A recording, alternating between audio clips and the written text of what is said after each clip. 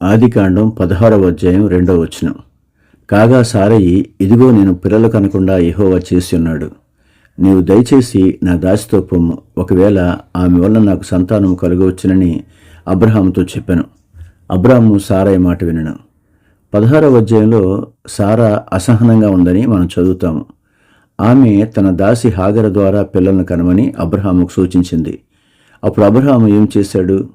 దేవుడు ఆకాశంలో లెక్కించలేని నక్షత్రాల సంఖ్యలాగా సంతానం ఇస్తాను అంటే ఆమెన్ అన్నవాడు దురదృష్టవశాత్తు అతను సారా మాటలకు కూడా ఆమెన్ అని అన్నాడు. అది అబ్రహాము వారసులకు 4000 సంవత్సరాలుగా కొనసాగుతున్న సమస్యకు కారణమైంది.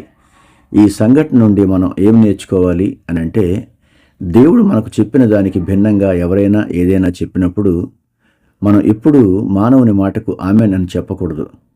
మనకు ఏ సమస్య ఉన్నా మనం శారీరక పద్ధతులను అవలంబించాల్సిన అవసరం లేకుండానే దేవుడు పరిష్కరించగలడు. మనకు సారా సలహా అవసరం లేదు.